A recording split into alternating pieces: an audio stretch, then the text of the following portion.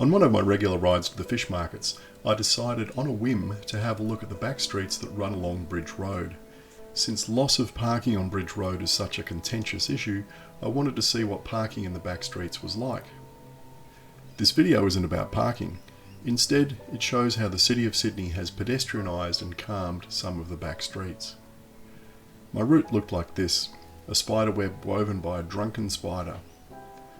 The back streets are already quite narrow, being built for foot or horse traffic in the 1870s, so I didn't notice any efforts to narrow them any further to slow drivers down. I think they are already naturally narrow enough.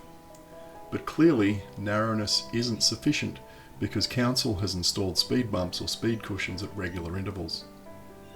Let's replay this street. It starts with a large speed cushion, then we have a speed bump, another speed bump, and then the street terminates with a raised intersection treatment, or what you might call a continuous footpath. Lots of intersections around here have a continuous footpath, ensuring pedestrians are the king around here. They've got garden beds on either side to prevent parking, which ensures sight lines aren't blocked for drivers entering and exiting those side streets.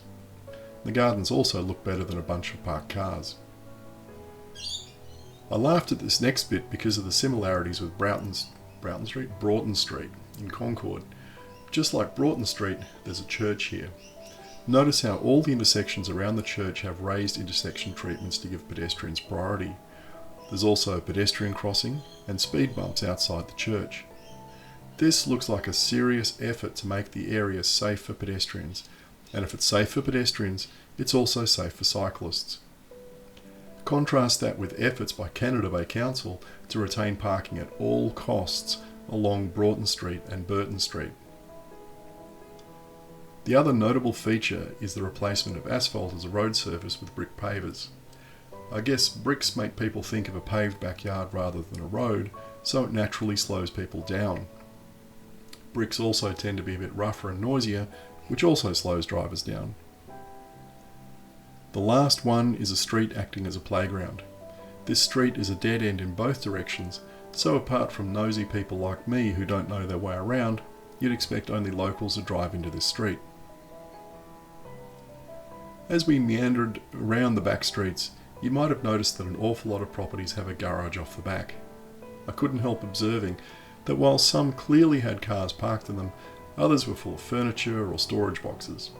But that's no different to this house in Five Dock, where the expensive cars have been evicted to make room for home gym equipment in the garage. We'll have a look at this in more detail in another video. Let's do a quick recap on what seems to work.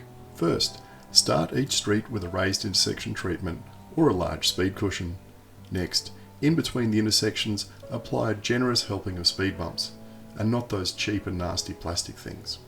Third, replace asphalt with brick pavers.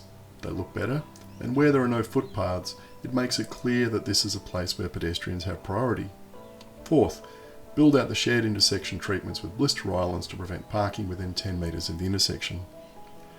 I think streets like East Street and West Street around Five Dock would look a heck of a lot nicer if given this treatment, and the added safety for pedestrians and cyclists would be a huge bonus. What do you think?